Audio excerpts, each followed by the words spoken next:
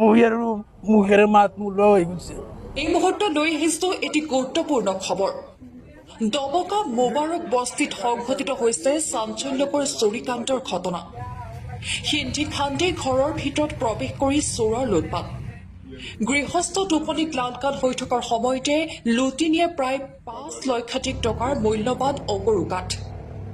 ৫ লাখ টকাৰ অগৰু কাঠ বিক্ৰী কৰি ঘৰ নিৰ্মাণ কৰিব বুলি ভাবিছিল লোকজনে।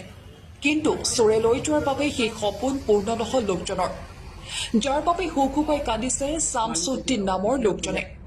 ঘটনা সন্দৰ্ভত আৰক্ষীক উচিত তদন্তৰ দাবী জনাইছে লোকজনে। যোৱাকালি ৰাতি আমি ভাত পানী পাই খাই পেলাই শুইছোঁ চব একেলগতে, মানে 10টা 11টামান কমেও 11টামান 12টা আছে, কেতিয়াবা 12:30টাও বাজি যায়। কালি ৰাতি মই 11টা বজাত খাই বৈ শুই গৈছোঁ।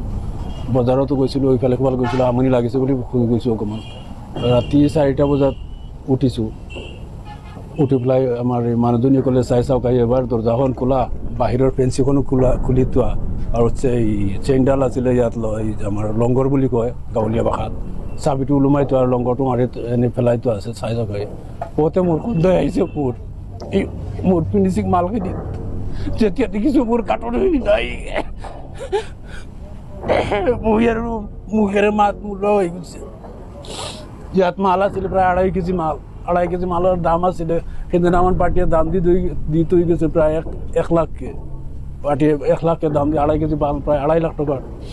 তাৰপিছত মই সেইখন ৰুমত গ'লোঁ, গৈ চালোঁ মোৰ এলুমিনিয়ামৰ বাকচ এটা আছিলে, টাংক এটা ডাঙৰ, প্ৰায় 4.5 ফুট আৰু 1.5 ফুট হাইট, তেনেকুৱা বাকচ এটা আছিলে। সেই বাকচত প্ৰায় 1 কেজি মাল আছিলে, বহুত দামী মাল। এইটো 3ৰ তলত নাই। মই দাম লগাইছোঁ, মোৰ ভাগিনজনী নিয়ে দাম লগাইছে 2021 চনত, 12 নহয় 2021ত মালটো দাম লগাই বিকোৱা নাই। মই কিছুমান মাল বিকিছোঁ আৰু কিছুমান মই মাল ঘৰত থৈ দিছোঁ। আনি আছিলে 2.5 লাখ টকাৰ মাল আছিলে, খাচীটোৱা মাল, মানে খাচীটোৱা মাল আছিলে প্ৰায় 2.5 লাখ টকাৰ মাল। আৰু ইয়াত ৰানিং কামৰ মাল আছিলে 2.5 লাখ টকাৰ মাল, 5 লাখ টকাৰ মাল। আৰু ইয়াতো ঘৰত আছিলে আৰু কাঠৰ মাল, সেইখিনিতো সিহঁতে চুব পৰা নাই, সাহস পোৱা নাই, নহ'লে সিহঁতৰ লোভ যোৱা নাই, তেনেকৈ হ'ব পাৰে। সিহঁত সোমোৱাৰ সময়ত এই দৰ্জাখন খোলা নাই, মাটিৰ তলেদি গাঁত খান্দি সোমাইছে, প্ৰায় 1.5 ফুট বাই 2.5 ফুট নিচিনা তেনেকুৱা আহল বহল। ৰাতি অনুমানিক মানে যি কৰিছে 12টাৰ পিছতহে কৰিছে আমাৰ এটা সম্ভৱ।